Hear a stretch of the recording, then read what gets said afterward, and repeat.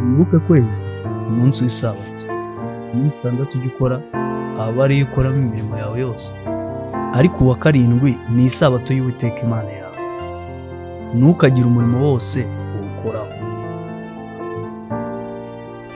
Umucyo w'isabato tubahaye ikaze. Nshuti mukundwa, duhuriye kuri umurongo w'umucyo w'isabato, ndakuramukije mu izina ry'Umwami wacu Yesu Kristo. Njyewe muvugana uri kuvugira hirya ya kamera nitwa Habyarimana Eric, nzanye n'umuvandimwe inshuti y'ubutumwa bwiza kandi uje kutwungura ubwenge, ntabwo ari umusangwa hano, ni umushyitsi. Muvandimwe, ndakwakiriye mu izina rya Yesu. Amen. Murakoze cyane. Nejejwe no kubana nawe, njye ndakuzi, turaziranye, niyo mpamvu tugiye gukorana ikiganiro, ariko bene data w'umucyo w'isabato ntabwo bakuzi. Ndagira ngo nguhe umwanya muto mbere yuko tujya mbere, ubanze usuhuze abantu b'Imana bari bakurikiye ino gahunda y'umucyo w'isabato, ubaramutse, ubibwire, hanyuma dukomeze ikiganiro. Murakoze cyane mwene data Eric, ndetse n'abakurikiye n'abazakurikira ndetse iki kiganiro bakurikira umucyo w'isabato, ndabizi ko barahari benshi, nanjye ndi umwe mu bagize uwo muryango, burya nubwo ntagaragara ariko abo bavandimwe duhuriye kuri uwo murongo ndabasuhuje mu izina rya Yesu Kristo. Amen. Nk'uko rero warevuze ngo nivuge ku mazina, ni Nizeyimana Jean d'Amour. Icyakora kuri bamwe benshi cyane banzi nkaho d'Amour nibo niryo, iyo mvuze iryo niryo wenda abantu bahita bamenya cyane, ariko muri make nk'uko wari ubigarutseho tugiye kuganira ku ijambo ry'Imana. Dushimira cyane Imana yashimye ko mu gihe nk'iki habaho umucyo w'isabato, kandi umucyo w'isabato burya uturuka ku Muremyi. Ni byiza, ni iby'igikundiro ko tugiye kuganira ku magambo y'ubugingo. Amen. Murakoze. Papa d'Amour, rero tuguhaye ikaze ku mucyo w'isabato. Murakoze cyane. Wiyumvemo ikaze. Bene data bamaze iminsi bakurikira ku mucyo w'isabato bo barabizi ko turi kwiga ingingo yerekeranye n'isabato uhereye mu irema. Twagiye dusuzuma uko Imana yahanze isabato, ikayiha abakurambere bacu, uko bagendanye nayo uhereye kuri Adamu kugeza mu gihe cya Aburahamu, ugakomeza mu gihe cya Mose ubwo Imana yatangaga amategeko ku musozi Sinayi. Twarakomeje tuza mu bihe by'abami n'abahanuzi. Muvandimwe Olivier amaze iminsi atuganirira ibyerekeranye n'uburyo ki ya mategeko Imana yatanze igihe cyageze abanditsi n'abafarisayo bakayazengurutsa imigenzo cyangwa se traditions. Yarabidusobanuye mu buryo bwimbitse, kandi n'ubundi turacyari muri uwo murongo. Turabana ndetse na Bernard nawe ari kudufasha kumva neza ibyerekeranye n'isabato mu mibereho ya Kristo. Uyu muvandimwe rero nawe Hope d'Amour tugiye kuganira, dufitanye insanganyamatsiko itari burangire uyu munsi, ahubwo tuzakomeza kuyiganiraho. Tugiye kuganira ku bitangaza Kristo yakoze ku munsi w'isabato. Ibyo nibyo bintu tuzaganira ibyigisho bitandukanye, ibiganiro bitandukanye bigera ndetse kuri 7 cyangwa birenga, niba Imana iduhaye ayo mahirwe. Urumva ko tuzatindana. Tuguhaye ikaze rero, uziyumvemo ikaze. Ndavuga wowe Hope d'Amour turi kumwe, kandi bene data badukurikiye nabo turabararitse cyane kugira ngo tuzacukumbure iby'iyo ngingo. Mbere yuko twinjira mu kiganiro nyirizina, ni umuco wacu yuko tubanza kwiragiza Imana kugira ngo ituyobore.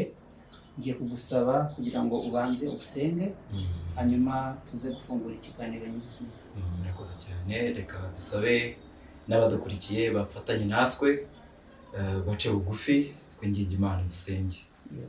Data wa twese, Imana idukundira mu ijuru, habwa icyubahiro. Amen. Tugushimiye ko wongeye kutuzana bugufi bwawe hafi y'ijambo ryawe kugira ngo tuganirize. Nta mwana w'umuntu ushobora kuganiriza undi, ariko wabikora bigakunda. Reka uvugire muri twe, maze ijambo ryawe ridufashe twese, yaba twabagiye kuvuga n'abazakurikira, twese tukugireho umugisha mu izina rya Yesu. Amen. nari maze kuvuga insanganyamatsiko tuzaganiraho mu byigisho bitandukanye, yuko tuzaganira ku bitangaza Yesu yakoze ku munsi w'isabato. Ariko reka muri uyu mwanya tubanze twumve iyo nsanganyamatsiko. Turaganira kuri insanganyamatsiko muri rusange. Ubutaha nibwo tuzinjira mu bitangaza Kristo yakoze ku munsi w'isabato. Ikibazo cya mbere nkubaza rero hano ni ku mucyo w'isabato. Ndabaza nti mbese isabato yisobanukirwa ute? Ese uri mu bakomeza isabato, wemera isabato nk'uko bivugwa mu byanditswe byera? Ni gute isabato igusobanukira dukoresheje Bibiliya? Yego, murakoze cyane muvandimwe. Ikibazo cyiza kandi buri muntu wese akwiriye kwibaza mu bari kuri iyi si, kuko inshuro nyinshi isabato nk'uko mwayitangiye mu byigisho byagiye bikorwa, mwadusobanurira uburyo, kandi narabikurikiranye uburyo isabato yagiye ivugwaho kuva mu irema ukarinda ugera mu bihe bitandukanye. Isabato nanjye ndi umwe mu bagize umugisha wo kuyimenya, kandi nyuma yo kuyimenya nagize n'umugisha w'uko kubwo gufashwa n'Imana ndi mu nzira yayo ituma kuko ijambo ry'Imana ryavuze isabato inshuro nyinshi, nk'uko mwagiye mubigarukaho no mu biganiro byatambutse n'umuvandimwe Olivier, byagaragaye neza ko isabato yarahindutse umutwaro ku bantu benshi. Ariko ijambo ry'Imana iyo usomye uhereye mu itangiriro, n'izitangiriro igice cya mbere, icya kabiri kugeza n'icya gatatu, sanga ko isabato ifite inkomoko mu irema. Ndetse si icyo gusa, muri Yesaya igitabo gisoza, ijambo ry'Imana ritugaragariza neza ko no mu isi nshya isabato izakomeza kuba iruhuko. Niba isabato izaruhuka mu ijuru, mu isi nshya, naribaje ndavuga ngo ni gute mu isi isabato idakwiriye kuba iruhuko? Yego. Mu yandi magambo, usobanukira isabato nk'impano Imana yatanze uhereye kera. Yego. Mbere y'icyaha mu irema, mbere y'uko icyaha kibaho, mbere y'uko umuntu aza yasanze isabato ihari, yisanze mu isabato. Bisobanuye ngo isabato ni impano y'igitangaza Imana yaduhaye, kandi tuzagumana no mu bikari byo mu ijuru rwose. Urakoze cyane. Reka twigarukire rero ku nsanganyamatsiko yacu, Kristo n'ibitangaza. Mbese Kristo musobanukirwa ute? Yego, urakoze cyane. Mbere y'uko nsubiza iki kibazo, kubera ko ari insanganyamatsiko tugiye kuzaganiraho y'ibyigisho birenze kimwe, reka ndarike buri muntu wese uzakurikira iki cyigisho cya mbere azagire n'umugisha wo kuzakurikira ibizakurikiraho, kuko ni ibyigisho byiza, ni ibyigisho bizatugirira umumaro, kuko tuzaba twiga ijambo ry'Imana. Ikibazo gikomeye buri muntu wese akwiriye kuba abazwa, nubwo ari njye ukibajijwe kubera ko ari njye turi kuganira. Ikibazo ngo mbese kuri njyewe Kristo ninde? Ntabwo ari njye ukibajijwe bwa mbere ufashe ibyanditswe byera, ariko kandi buri wese yagiye amusobanukirwa cyangwa se anamusobanura akurikije isano afitanye nawe cyangwa n'uburyo yamumenyemo.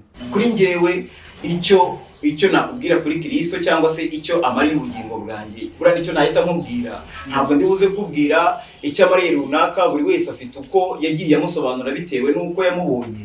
Ariko kuri njyewe Kristo ni uwifuzwa ibihe byose, umucunguzi w'ubugingo bwanjye.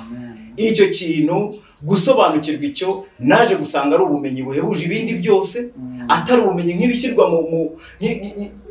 mu ntekerezo gusa, ahubwo bya bintu bibera imbere mu bugingo bw'umuntu, akumva neza koko icyo rya zina rya Yesu risobanuye, nk'uko biri muri Matayo igice cya mbere umurongo wa 21. Wenda iryo somo ushobora no kurisoma, Matayo igice cya mbere umurongo wa 21.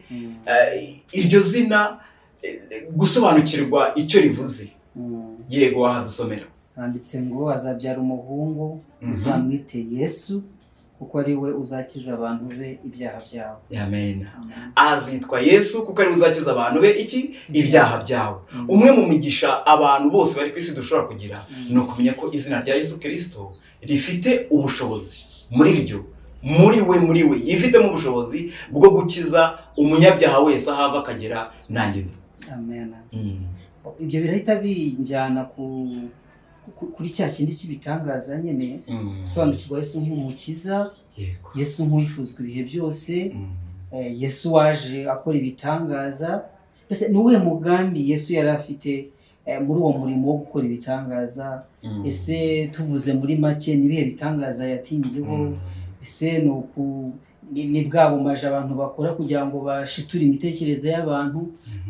Ni iki iri zina uyu wifuzwa ibihe byose, uyu mukiza n'umurimo wo gukora ibitangaza byaba bihuriyeho? Yego, urakoze cyane muvandimwe. Biranatangaje cyane ko agitangira umurimo we bwa mbere mu buryo buri rusange kandi bushyizwe ku mugaragaro, umurimo we usa naho watangiranye ibitangaza.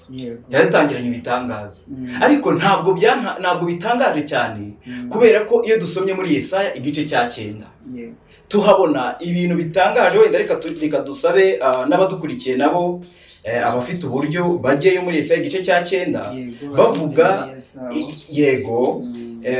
Yesaya igice cya 9 hari amagambo atangaje cyane mu mazina amwe amugize nk'uko twabibonye. Batubwira ikintu gikomeye. Urahera ku murongo, reka duhere ku murongo wa 5. Wenda nshobora kugusaba ukahadusomera. Yego, umurongo wa 5 muri Bibiliya yera yasohotse mu 1993, ariko mu zindi Bibiliya ushobora ku murongo wa 6. Yego, aravuga ngo nuko umwana yatuvukiye, duhawe umwana w'umuhungu, ubutware buzaba ku bitugu bye. Amena. Azitwa igitangaza. Amena. Umujyanama, Imana ikomeye, Data wa twese uhoraho, umwami w'amahoro. Amen. Nushaka kurekera aho ngaho. Baratubwiye ngo amwe mu mazina ye. Hepfo baba bavuga umukiza uzatuvukira, ubu byarengurizaga kuri Yesu Kristo wajyaga kuzaza hashize imyaka myinshi. Ariko amwe mu mazina, rimwe mu mazina bavuze ngo azitwa iki? Igitangaza. Anagitangira umurimo we yatangiranye iki? Ibitangaza, ku buryo bisobanuye ngo ibyo bintu byari bifite icyo bivuze gikomeye ku gakiza k'ubugingo bw'abantu. Ntabwo ibitangaza bya Yesu Kristo yatangiye akora. Yesu yaje mu isi imaze igihe kinini, nk'uko twabibonye mu byigisho by'imigenzo n'ibindi byari byaragiye bishyirwaho.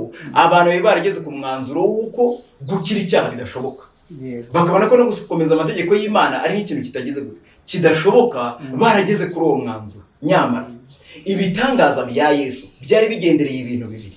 Yakoze ikintu cya mbere, byari bigendereye kutiha ikuzo. Wenda ngo ari umuntu wishyira hejuru, kuko n'inshuro nyinshi tuzagenda tubibona, tuzabisobanukirwa. N'umuntu wese yakizaga inshuro nyinshi arya amubwira ngo genda ariko ugire gute ubiceceke. Kubabwiye umuntu ngo agenda biceceke, suko ibyo bintu yifuzaga ko wenda ryashimwe ry'abantu yabaga ashaka. Ibyo bintu Kristo si byashakaga. Icya kabiri, isi ubwayo kuboneka ku isi bimeze nk'aho ari igitangaza. Igihe mwirema kubona mu bintu bitigeze bibaho, n'uyu munsi nta muntu ushobora kuvuga ngo habeho iki akoresheje ijambo rye ngo bigire gute ngo bibeho. Ariko ijambo tubona mu itangiriro igihe Imana yaremaga yaravuga ngo habeho iki. Kikimara gusohoka mu kanwa kacyo yasozaga ijambo nacyo cyageze gute cyabayeho. Byerekanye ko rero tuzagenda tubona mu bitangaza bitandukanye yagiye akora. Buri gitangaza cyose yaravugaga ibyo bintu bikaba. Kandi ibyo bintu byari bifatanye isano n'umurimo w'irema, kuko tuzabona ko ibyinshi yagiye anabikoresha bimwe mu byaremwe. Bivuze ngo yagaragazaga neza ko ibya afitanye isano ya bugufi n'iki n'ibyaremwe, kuko nawe bigira gute biramwumvira. Amina. Ayo magambo aranejeje cyane, kandi ubwanjyanye muri Yesaya igice cya 1. Yego. Aho nyine Kristo yiswe Jambo. Turi kwibaza ngo Kristo ninde? Kristo yiswe Jambo. Iryo jambo ryari rifite ububasha bwo gukora ibitangaza, bwo kurema ikindi kintu gishya kidasanzwe mu bantu. Hari ikindi tubwiye yuko Kristo atigeze akora ibitangaza ku bwe, ahubwo byari ibyo guhesha abandi umugisha ndetse no kumenyekanisha Data wa twese. Yego. Iby'abantu muri iyi si byo, iby'ubumaji abantu bakora nabyo bishobora kwitwa ibitangaza.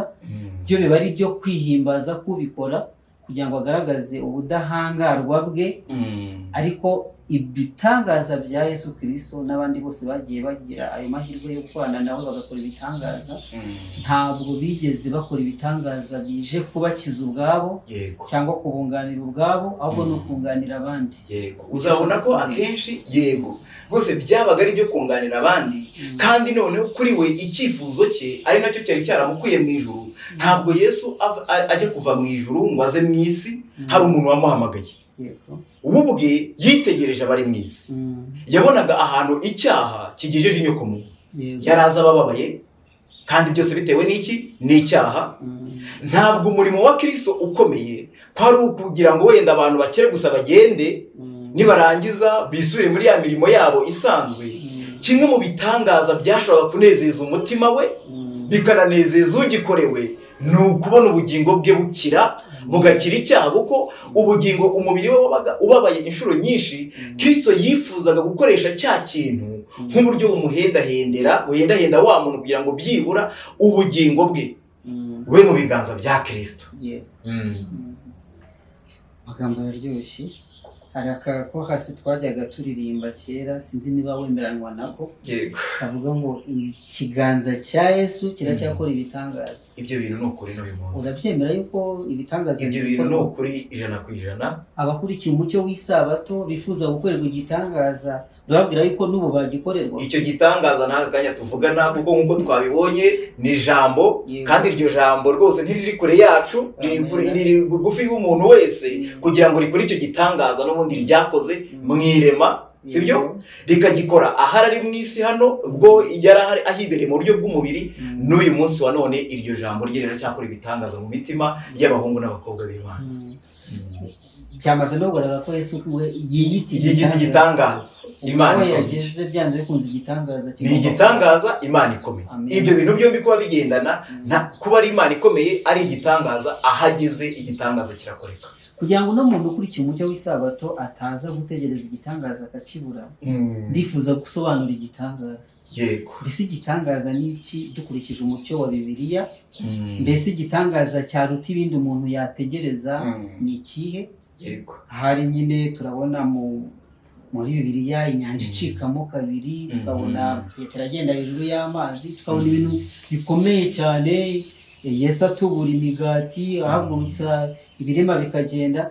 Mbese uyu muntu we wibwira yuko wenda atarabona igitangaza, birumvikana kuko ubihamije gutyo, ufite iyo jambo wabonye ibitangaza, mbese wamubwira iki ku byerekeranye n'ibitangaza? Yego. Ndetse n'ibyo akwiye kwitega ko ari ibitangaza, wenda atibwiraga ko ari ibitangaza. Yego. Ndagira ngo wenda twerekeze abadukurikiye kuri iri jambo, kubera ko iri jambo nk'uko twabibonye nicyo kintu gikomeye. Icya mbere, kuko kwitwa ubwabyo ko ari igitangaza ni ikintu kidasanzwe. Yego. None se icyo kintu kidasanzwe mu muntu ni ikihe? Umuntu hari uko asanzwe ari, hari ibyo asanzwe amenyereye. Muri bo hagomba kubonekamo ibidasanzwe kugira ngo byitwe iki? Igitangaza. Nk'uko twabibonye, umuntu akivuka kandi wenda agitandukana n'Imana, wenda reka tujye dusubiye inyuma gatoya, umuntu agitandukana n'Imana kubwo gushukwa n'umwanzi ukomeye cyane Satani, akaba umwanzi w'Imana n'abantu, byatumye isano ye n'Imana icika, bituma ibyo bintu byamuzaniye icyambere, byamuzaniye imibabaro. Buriya Eric, nubwo ushobora kubona abantu bagenda mu nzira nta n'imitwaro bikoreye igaragara, wenda ngo umuntu yikoreye ibiro bingahe bimuri ku mutwe, ariko abantu babishaka batabishaka bararushye kandi bagize bate, baranaremerewe. Noneho baremerewe n'umutwaro badashobora kwikuraho.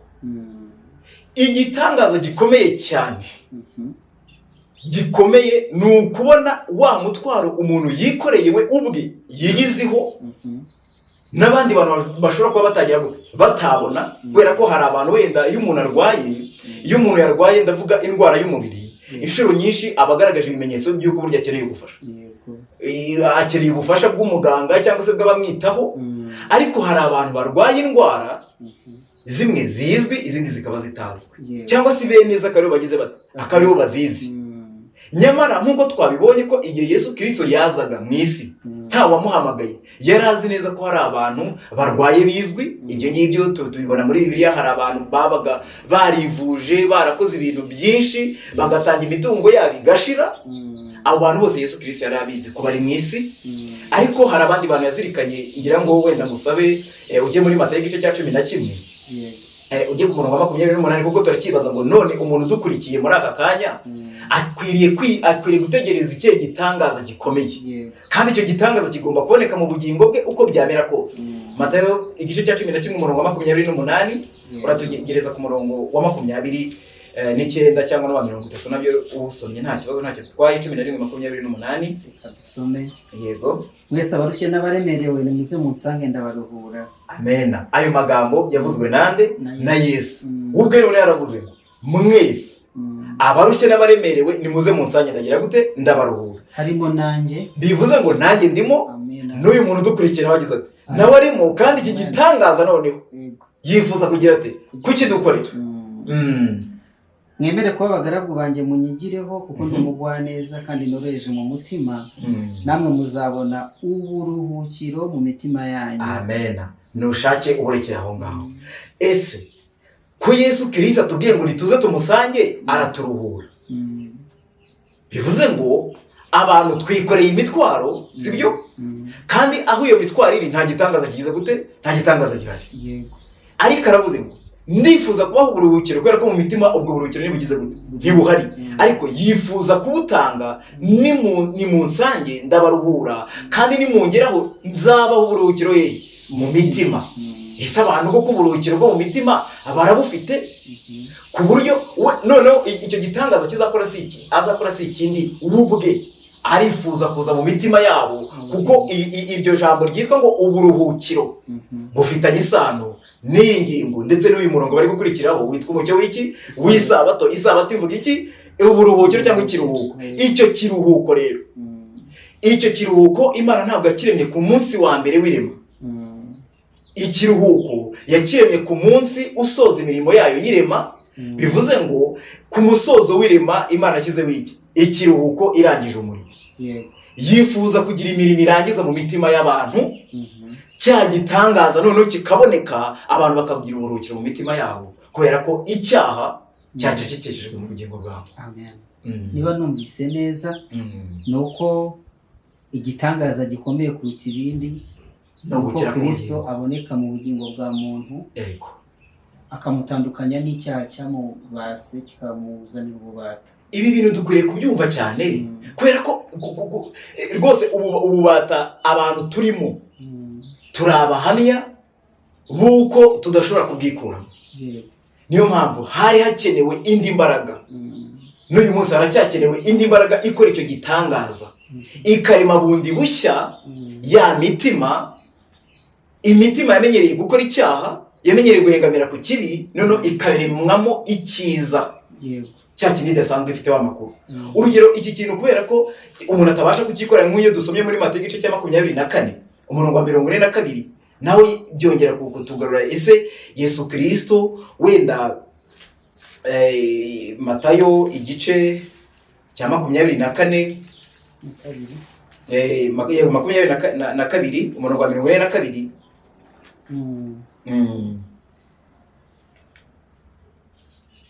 umurongo wa 42 wahadusomera niba wahageze.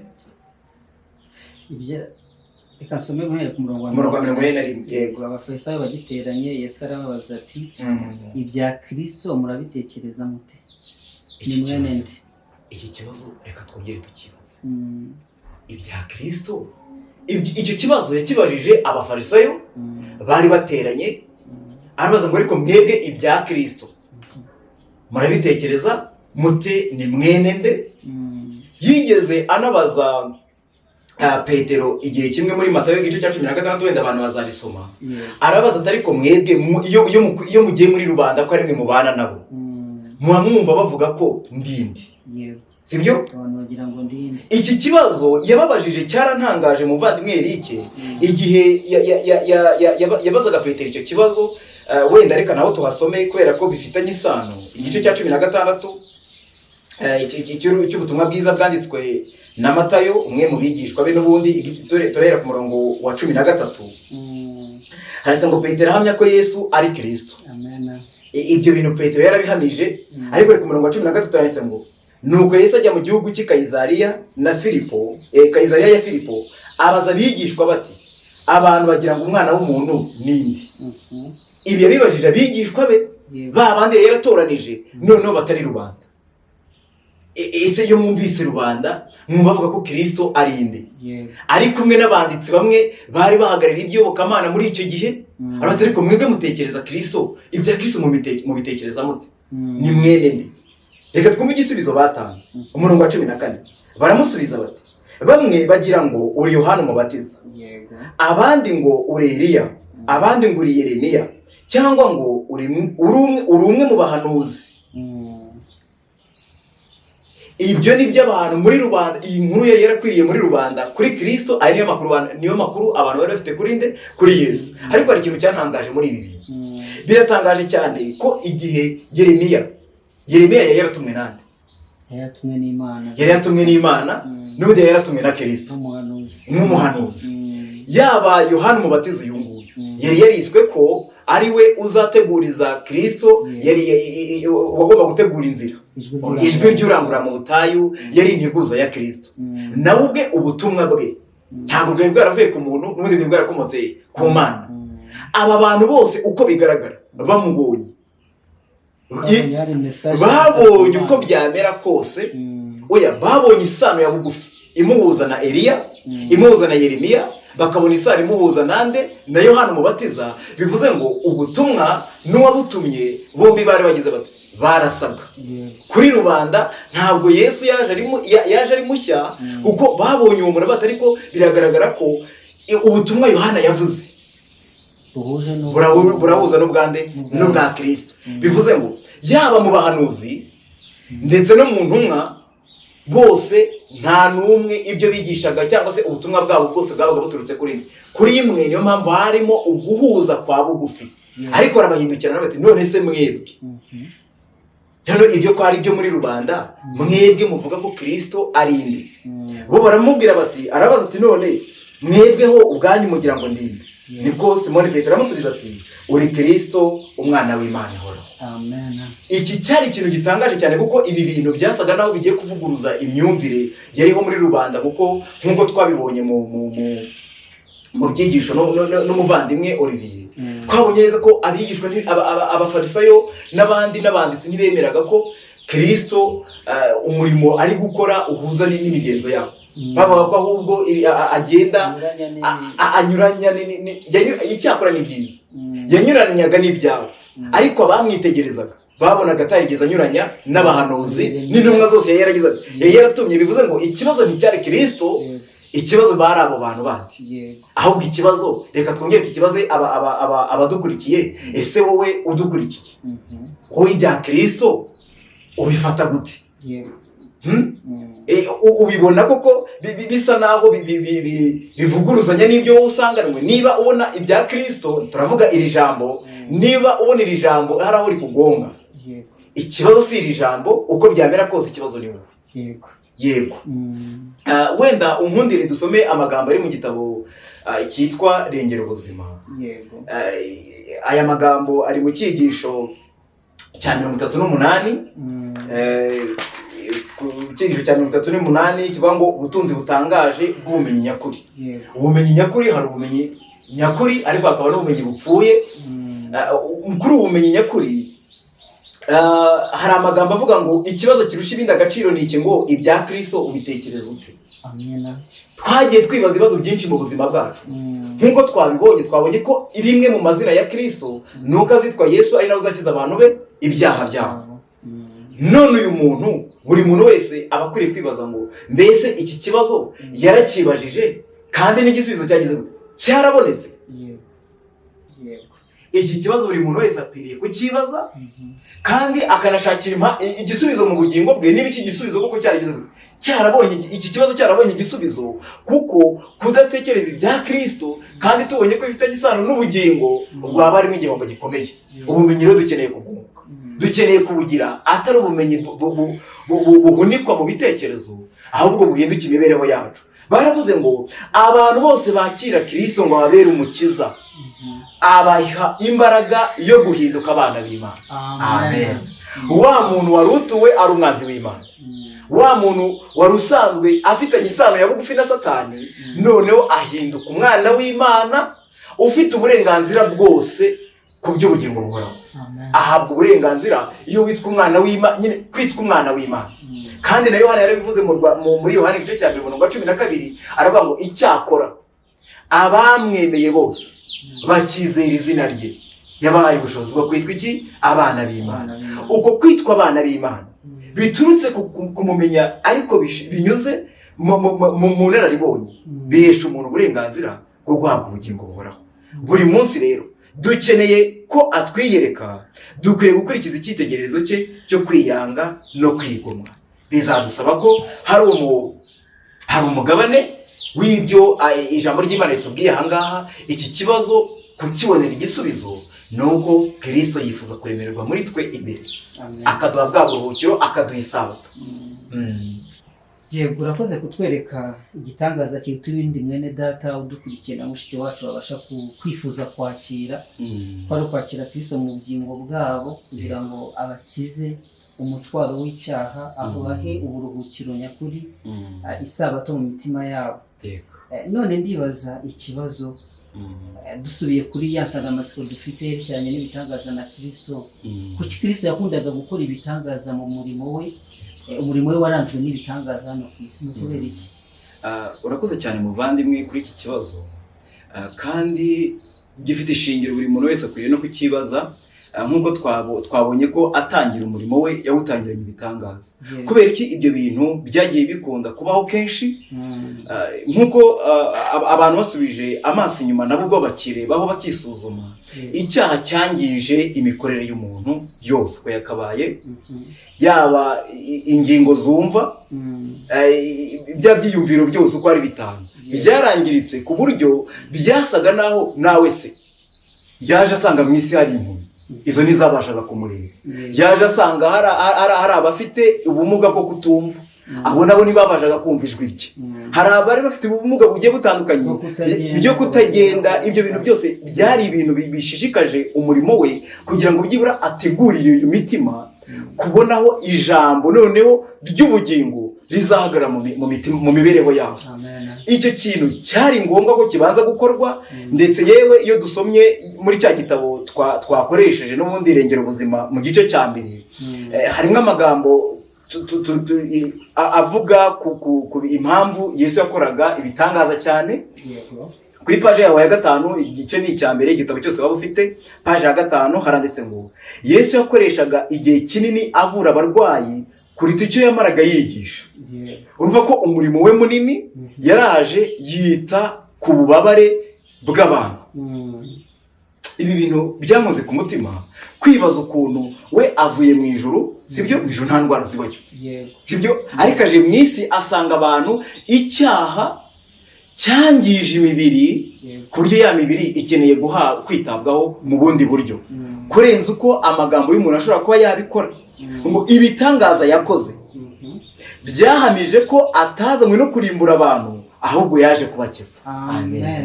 Iki kintu cyari ikintu gitangaje, nuvuga ngo ibitangaza byose yakoze byari bigendereye kwerekana ko umugambi afite ku nyoko muntu no kwikiza, no gukiza. Kandi kubw'ibyo aho yanyuraga hose ibikorwa by'impuhwe ze byaheshaga abantu ubuzima bushimishije. Abantu bateraniraga kumva abaririmba bashimira umwami Yesu ibyo yabakoreye. Bivuze ngo niki cyatumye akora ibi bintu?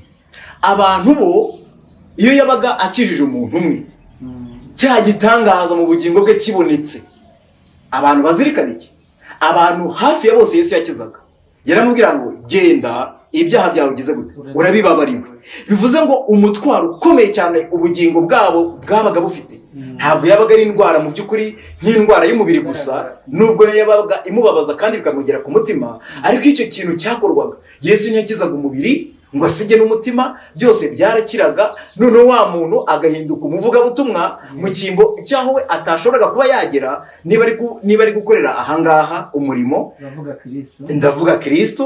Ubwo na wa muntu yakijije uri kuvuga ibyakorewe muri we, ntafite amagambo menshi ya Kristo, ariko afite ibyakorewe muri we. Yabaga ari kubizengurutsa ahamukikije, abantu bagatega amatwi, noneho umurimo we uraguka mu buryo butangaje cyane.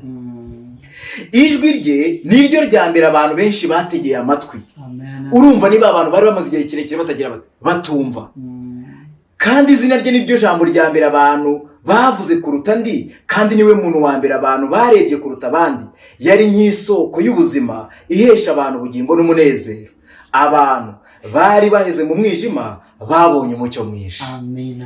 Iki kintu nicyo kintu cyatumye yibanda kuri uyu murimo ufitanye isano ya bugufi n'ubugingo n'umunezero by'abantu. Mu yandi magambo rero, ibitangaza bya Yesu Kristo yewe urebye yaba ibyo yagiye akora ku isabato, yaba ibyo yagiye akora no mu yindi minsi isanzwe, kuko ahantu hose yagiye akora umurimo, ariko yabaga azi neza ko azaniye abantu iki? Umunezero, kandi ibyo bintu bigasoza Data wa twese ari uhawe ikuzo muri icyo gitangaza. Amen. Mana Data wa twese ishimwe yaduhaye Yesu Kristo, kandi ikaduha n'umurimo wayo kugira ngo natwe dukomeze kuvuga ibya Yesu nk'uko abandi babivugaga. Amen. Ariko hari amagambo nzi nawe usobanukiwe yuko dukwiye gutera ikirenge mu cya Kristo, Yego. tugakora nk'uko yakoraga, tukajyana ubutumwa nk'uko yabujyanaga. Kristo umaze kutwereka ko yitaga ku kababaro k'abantu, akabanza kwita ku bibahangayikishije mbere yo kubabwira amagambo y'ubugingo. Mbese umubwiriza w'uyu munsi arabikora gute? Yego. Urakoze cyane muvandimwe, ndetse n'abadukurikiye nabo, kandi iki kibazo nabo bakwiriye bakibaza bati mbese ni gute umuntu uri mu ivugabutumwa akwiriye kurihuza nawe n'imirimo igaragara ko ari nko kwita ku bantu, kugira ngo koko bigaragare ko ufitanye isano n'umurimo wa Kristo. Ibi bintu ni ukuri koko, kandi wenda icyakora icyiza Imana itubwira ko yagiye itanga impano nyinshi cyane mu itorero ryayo. Niyo mpamvu ntabwo Imana yigeze ifata umuntu umwe ngo abe ari we ishyiramo ibyangombwa byose bikwiriye mu murimo w'ivugabutumwa. Niyo mpamvu isanga hari umuntu ushoboye, abantu bazabisoma mu rwandiko Pawulo yandikiye Abefeso, aho agaragaza ko Imana yashyize impano nyinshi mu itorero, bamwe kuba bavugabutumwa, abandi kuba bigisha. Muri abo bantu bose habonetsemo n'impano zitandukanye z'ubumenyi, kuko nk'uko twabibonye igihe Yesu yakizaga, tuzanabireba, igihe Yesu yakizaga yakoreshaga ibyaremwe. Buriya ibi byaremwe byose byifitemo ubushobozi bwo kuba bishobora kunganira abantu, kuko tekereza nawe, umuntu ageze ku bantu bari aho ntibakaraba, ntibagira bate, byibura ntabwo ikintu aba bantu cya mbere bakeneye ntabwo ari ikibwirizwa wenda cyo ku musozi, ikibwirizwa kibasaba gukomeza amategeko y'Imana ku itangiriro, ubuhanuzi no kubabwira ngo dore. None se hari umurimo w'ibanze uba ukeneye kubanza gukorwa kuri abo bantu. Byibura abanza umwigishe no kuba yagira isuku ubwe, amenye ko no gukaraba ubwabyo. Iryo ni ryo vugabutumwa rya mbere. Iryo ni ivugabutumwa rikomeye, gufasha abantu naho bishoboka, abashoboye abadashoboye kwiyamika. Uyu munsi wa none cyakora dufite ingorane ko abantu bigaragara ko ari bakuru badashoboye no kwiyamika. Umuntu agira atya akafata umwambaro mushyashya akawuca akawugira deshire, cyangwa se akajya mu isoko agafata ibindi, ugasanga ibyo bintu ni ingorane ikomeye cyane. Ariko ku bantu badafite ikibazo icyo ari cyo cyose, ba bantu hari umurimo w'ivugabutumwa unyuze mu buvuzi bushingiye ku byaremwe. Ubwo uwo murimo rwose, iyo mpano Imana yishyize mu itorero ry'Abadivanisi umunsi wa karindwi. Ndabizi neza ko abantu bari aha bafite amakuru ku bigendanye n'uwo murimo ukorwa n'Abadivanisi umunsi wa karindwi wo kuvura, ariko hifashishijwe iki? Ibyaremwe. Kandi uwo murimo ugenda utanga umusaruro. Abantu benshi, ari n'ubwo rwose abantu benshi cyane usanga n'izo ziswe ko ari indwara zidakira, usanga zibasha gukira, kandi abantu bagatanga ubuhamya ko Imana yabavuye, atari abantu babakirije, Imana yabavuye ikoresheje ibyaremwe. Urakoze cyane. Ngira ngo abantu b'Imana bakwiye kubyitaho, cyane cyane abavugabutumwa nk'uko babitinzeho, yuko umurimo Kristo atumye abakozi be ari ukuzahura inyokomuntu. Yego. Nigeze kubona karitsiye y'abantu barwaye amavunja, bamera nabi. Abo bantu kubabwiriza iby'ubuhanuzi bw'igishushanyo Danieli yarose cyangwa Nebukadinezari, biragoye ko byumvikana mu mitwe yabo. Hari ubundi bumenyi buciriritse bari bakwiye kugira, ubumenyi bubereka uko bakwiriye kubaho, ya mahame y'ibanze yo kwitungira amagara mazima. Byibura yigisha abantu, uzi ko hari n'abantu uba ushobora gusanga adashobora kwegera no kwegera izuba, ngo byibura wa mucyo awubone, asobanukirwe, kuko buriya no kwicara ku zuba gusa ntabwo bifitiye umubiri akamaro gusa, ahubwo aranibaza ariko ubundi iri zuba riza buri gitondo rigakura rigongera rikagenda, ubundi kuki bibaho gutya? Ibyo bintu kubyitegereza ubwabyo ashobora kubyigiramo ubumenyi bukomeye cyane buhanitse buzamwigisha kumenya Imana. Niyo mpamvu rwose nk'uko wari ukigarutseho, abantu baba bafite ingorane nyinshi mu bihugu bigiye bitandukanye, ahantu hagiye hatandukanye. Ngira ngo dufatiye urugero n'ahantu natwe ubwacu turi, rwose ubona ko hari ibintu by'ibanze ushobora kubwira abantu bitandukanye nuko bamubwira ngo ubuhanuzi bugeze aha n'aha, wenda umwaka uyu n'uyu ibi bigiye kurangira, kuko ubona ibyo bintu ubwabyo nta n'ahantu byafata mu bitekerezo bye. Reka tugere ku musozo w'ikiganiro. Tukaba turi kuganira ku byerekeranye na Yesu. Ariko ntabwo bakomeje kurya ikintu cy'ibitangaza. Reka twenda kugera ku musozo w'ikiganiro cyacu, twe kwirengagiza yuko muri iki gihe turimo, igihe giheruka amateka y'isi, hariho inkubiri y'amadini akora ibitangaza. Bamwe ukabona baritura hasi. Iwacu i Rwanda twari dufite umusaza w'umupadiri, ngubu yarapfuye, ariko mbere iyo isengesho rye ryabaga ryabaye, ngira ngo uramuzi, ingendo mu mujyi wa Kigali mu majyepfo zarahagararaga. Mbese noneho ibitangaza byo muri iki gihe byo ubibona ute mu mboni ya Bibiliya? Mu mboni ya Bibiliya urakoze cyane, kubera ko twe tubayeho mu gihe gikomeye kirimo ibyo bintu bigwiriye ahantu hose, biragwiriye cyane. Ariko nk'uko twabonye umurimo wa Kristo, tukabona umurimo w'abantu bose bagiye bagirana isano nawe n'umurimo we, ikorwa ry'ibitangaza cyangwa se n'ibitangaza bose bakoze byerekezaga ku gukira k'umutima. Mu gihe uyu munsi na Yesu nk'uko twabisomye, nta muntu n'umwe yigeze abwira ngo dore ngukore igitangaza, genda ujye kuri televiziyo, cyangwa ngo ajye kuri televiziyo n'imwe, cyangwa ngo akoreshe iteraniro avuge ngo uyu munsi ugiye gukora igitangaza, muhamagare abahehe n'abahehe. Ikintu gitangaje ushobora kwibaza, umuntu ashobora guhita yibaza ngo ibi bintu byagenze bite? Ntabwo ari igitekerezo abantu bungutse, iki ni igitekerezo cy'umwanzi. Umwanzi yagiye yitegereza iteka ryose, navuga ngo yagiye azana ikiganano cy'icyukuri. Ubwe bavuga ijambo ry'Imana tubwira neza ko ubwe arihindura akigira marayika w'umucyo. Afite ubushobozi bwo kwihindura marayika w'umucyo agakorera mu bantu. Noneho rero ikintu cyabaye igitangaza gikomeye cyane muri iyi minsi, ni uko abantu barashaka kwihimbaza ubwabo. N'umuntu akenshi bati njyewe nkora ibitangaza, nkora ibi n'ibi, ariko ibyo bintu byose nubireba, ese bifitanye isano ki na wa murimo wa Kristo? Kuko abantu babonye Yohana, abantu bari bazi Yohana, abantu bari bazi Yeremiya, babonye Yesu aje, ntabwo bigeze bajijinganya, baravuze ngo birashoboka ko yari Yohana.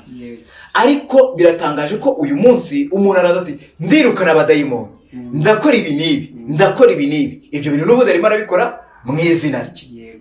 Ariko igihe kimwe hari ikintu cyantangaje, wenda tugiye gusoma amasomo abiri mu gitabo cy'ibyakozwe n'intumwa mu gice cya 19. Ngusabe udusomere uhereye ku murongo wa 19.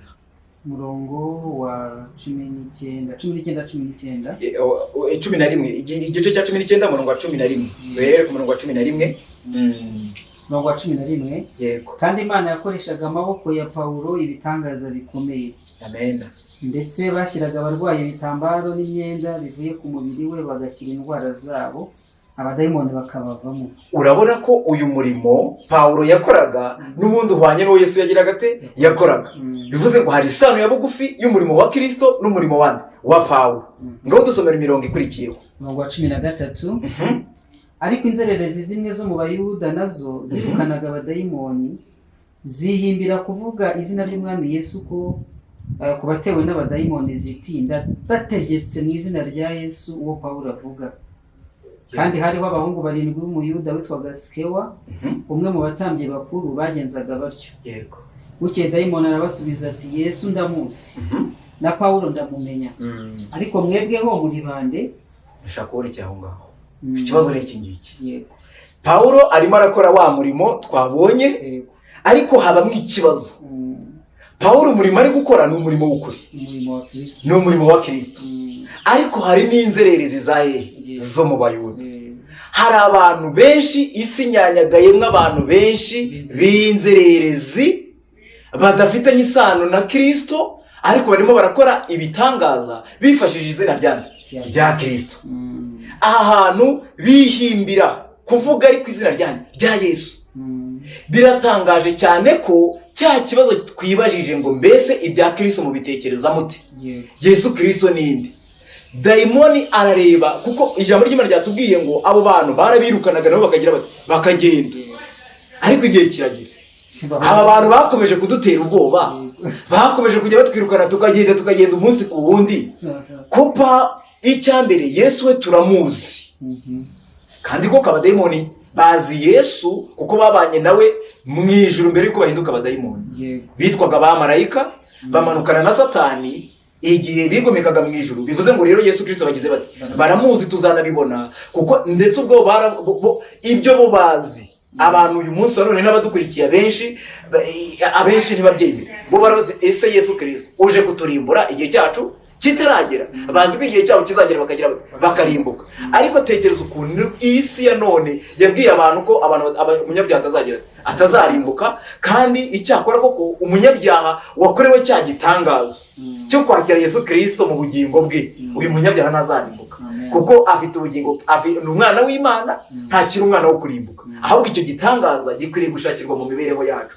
Abadayimoni rero ibyo bintu barabyitegereza, bibaho rimwe, bibaho kabiri. Ndagira ngo nongere nibutse abakora ibitangaza ariko badafitanye isano na Kristo, ko umunsi umwe abadayimoni bagiye kuzahaguruka bavuge bati Yesu tugize turamusobanukiwe rwose, twabanye nawe mu ijuru no mu isi twaramubonye. None ikibazo na Pawulo turamuzi kuko ibyo yakoze bifitanye isano na Kristo. Ikibazo mwebwe muri bande? Kandi ndabizi neza, dusomera amagambo ari hepfo, ikizakurikiraho ni iki? Amagambo ari hepfo ahita agaragaza igisubizo kizavamo, kuko uyu munsi none ya magambo nyine akunda gukoreshwa namwe mu byo ndabategetse, iyo ni inarijye ubwayo. Nk'uko twabibonye, iyo nda iravuga njyewe, bivuze ngo nubwo bishingikirije ku izina rya Kristo, ariko ikimenyetso cy'uko badafitanye isano nawe ni uko bo barashaka kwihesha icyubahiro, aho kugira ngo icyubahiro kirerezwe kuri Kristo cyangwa kuri Data wa twese. Ikiva rero ku murongo wa 15 16 no twari tugeze, wahadusomeza. Nuko umuntu warimo dayimoni uwo abasimbukira bombi, yego, arababasha, arabanesha, bigeze ubwo bahunga muri iyo nzu bambaye ubusa bakomeretse. Bageze ubwo bahunga bambaye iki? Ubusa, kandi bageze bate? Bakomeretse. None se mugira ngo namwe ni murebe ukuntu abantu bakora ibitangaza, maze abadayimoni urigira ngo ibyo bintu ntabwo bijya biba. Ushobora kwibaza ukuntu umuntu avuga ko akiza indwara zose, akora ibitangaza by'uburyo bwinshi, bya bindi njye mbona abantu bajya bamamaza ku mateleviziyo n'ibindi, ukajya kumva ngo arimo arashwana n'abizera bibapfuye iki? Amaturo. Ikindi ahubwo abo bantu kugira ngo bakorerwe ibitangaza hari amafaranga babanza no kwishyura amafaranga. Yaba Paulo nta mafaranga yatse, na Kristo ubwe nta mafaranga yatse. None ugahita wibaza, ese ko ibyo bintu niba abantu batarwaye koko ngo abadayimoni babe babavudukanye? Ikibabaje baratubwiye ngo nuko bagenda bambaye iki? Ubusa. Aba bantu bagenda bambaye ubusa kubera ko n'ubusanzwe umuntu wese utambaye gukiranuka kwa Kristo, yaba abizi cyangwa atabizi, yambaye iki? Yambaye ubusa. None na bwa bushwambagara abadayimoni nabo barabugumana, ni uwo gukorwa n'isoni gusa. Kandi ibyo bintu n'umusozo wabyo nta nubwo bizarangira aho ngaho. Yesu yongera kubagaruka mu gice cya 7 cya Matayo, ubutumwa bwiza bwese ko bwanditswe na Matayo igice cya 7, wereka umurongo waho wa 21, umurongo waho wa 21. Wenda reka tuhasome abantu bumve uko bimeze, wenda wahadufasha ukasoma niba wahageze nawe. Yego, reka dusome. Umuntu wese umbwira ati mwami mwami, si uzinjira mu bwami bwo mu ijuru. Yego, keretse ubikora ibyo Data wo mu ijuru ashaka. 22. Benshi bazambaza kuri uwo munsi bati mwami mwami, ntitwahanuraga mu izina ryawe, ntitwirukanaga abadayimoni mu izina ryawe, ntitwakoraga ibitangaza byinshi mu izina ryawe? Yego. Nibwo nzaberurira nti sinigeze kubamenya, nimwumve imbere mwa nkozi z'ibibi mwe. Aya ni amagambo atakwifuzwa n'umuntu wari wese mu badukurikiye ko yazayabwirwa, cyangwa yazasohora mu matwi ye, kuko Yesu avuzemo ikintu gikomeye. Bati umuntu wese umbwira uti mwami mwami, si uzinjira mu bwami bw'Imana. Bivuze ngo dukeneye kwibaza ngo none niba uvuga ngo mwami mwami atari uzabwinjiramo, buzinjirwamo n'abandi. N'ubundi igisubizo niwe wagitanze. Yavuze ngo keretse ukora ibyo data wo mu ijuru ashaka. Mu yandi magambo, nukora iby'iri jambo, rya jambo ry'ubugingo, rya jambo ririmo kwibaza ngo ese koko uyu muntu afitanye isano ki n'ijambo ry'Imana. Icyo gitangaza kidahindura imibereho ye, ngo cyo gifitanye isano n'ijambo rya Kristo ryakorewe muri we. Abantu bazaza bavuga bati twirukanye abadayimoni, kandi kuko baragiye, kuko twabonye ko na za nzererezi z'abayuda zarabirukanye baragenda. Abo bantu baragiye, ariko ikibabaje bazaba barasigaye bambaye iki? Ubusa, kuko bananiwe kwambara wa mwambaro Kristo yambika abamwizera bose.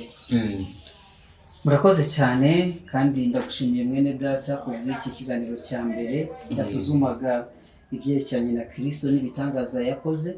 Tubonyemo amagambo akomeye cyane, ariko ijambo riruta ibindi nabonyemo jyewe nungutse nuko Yesu Kristo yitwa igitangaza. Amen.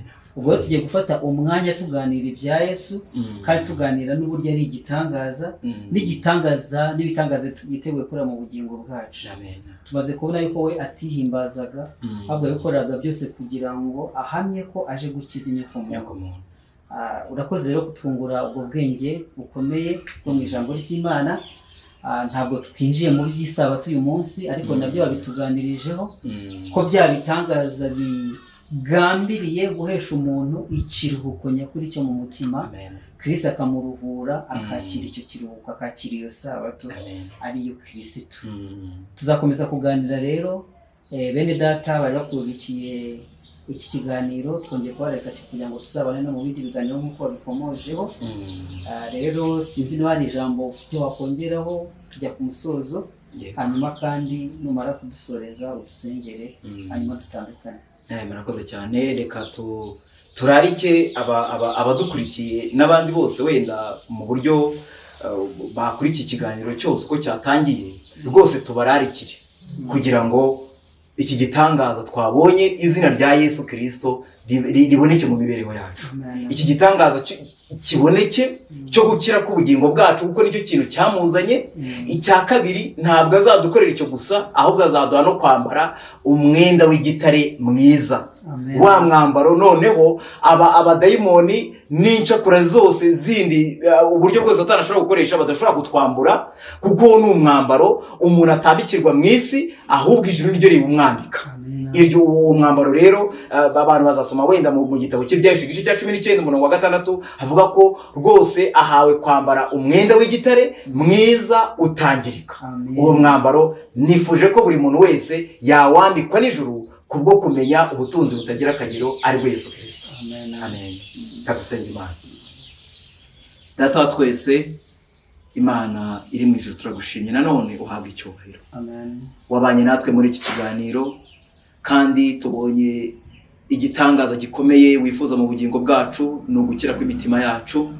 Nsabiye cyane buri muntu wese watanze igihe cye kugira ngo ategere amatwi amagambo yawe, iki gitangaza kiboneke mu bugingo bwe.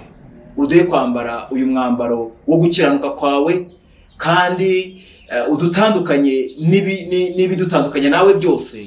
Uduhe Yesu Kristo we gitangaza, kandi umurimo yaje gukorera mu isi agasiga ugikomeje, n'ubundi ukomereza mu mitima yacu. Iyo yatangiye umurimo mwiza muri twe, abone niyo gukomereza muri ko kugeza ku musozo. Twisabye mu izina rya Yesu. Amen. Amen. Amen.